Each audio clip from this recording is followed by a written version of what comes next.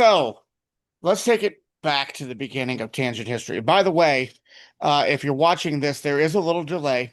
Andy and I talked about this for a moment before we started recording. Being with me being in Mississippi, Andy being in the UK, there's a little delay. So if we talk over each other a little bit here and there, we apologize for that. But just be aware of that. So going back, I wrote an article not too long ago, a few months back for DPRP online website Yes, I read it. and Yeah, on the history of the tangent, or not, but it's out there. And I found I did that see it. the tangent website was a gold mine for that article because you have it all spelled out there. So there was a band that you had back in the 70s even called The Tangent, and that's kind of where the story begins. Is but that was it. If I remember right, there was another band using a similar name, The Tangents, and decided to change it from there, huh? And That's go right. ahead. Yeah, Mhm. it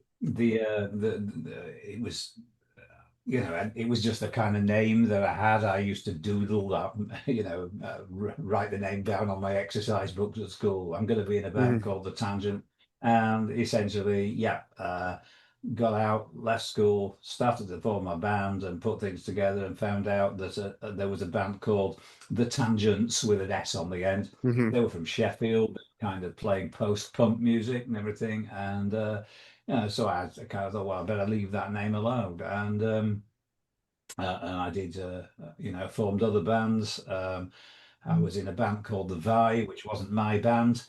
And then I started my own band, which was called A New Opera. Mhm.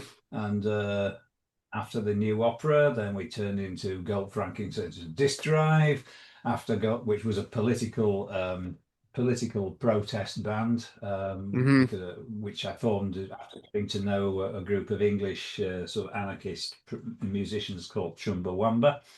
Oh. And after af- after them, we did the band Parallel or 90 Degrees, which then eventually became the Tangent. Parallel or 90 Mhm. Degrees was kind of a bit more kind of prog rock than my previous things had been. There you go. So yeah. Right.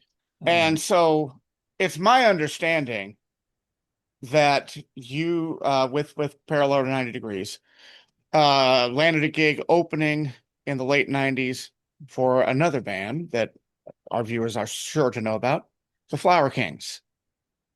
Do that's I have right. that Yeah, right? yeah. Okay. So, and then someone working for the Flower Kings was requested to write a review of that show, Ian Oakley. Yes. Hmm. I think you know where I'm going. Um, Yeah. and this kind of led to the foundation of the tangent as we know it. And he kind of brushed Parallel or 90 Degrees off in his review. And you were not happy Yeah. about that. And you reached out to him and you had a conversation. And it kind of Yeah, went we from had a there. conversation. It wasn't a threatening conversation at Yeah. all. It was it was just like an interesting discussion of music. I think that essentially Ian Oakley is a great guy, and Mhm. he listened to what I had to say and decided he'd give us a second chance and go in Right. and listen to it. He even put the idea forward of putting me together with guys in the Flower Kings, and of course. That's what happened. Well, And you had because I shared had some this, music you'd written with Ian, correct? yeah, I had the music which was progressive rock music that I wasn't going to really uh, put onto Parallel or 90 Degrees as plate because I didn't feel it was right for them. I thought it was a bit too retro prog. And so I decided to keep that for a solo project. That became The Tangent.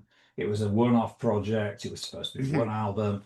We did that. We did that one album, and 14 albums later, here we are. So Right. it's and there's nobody from the Flower Kings left in the band now, so we're all Yeah. English at the As of moment. this album, yeah.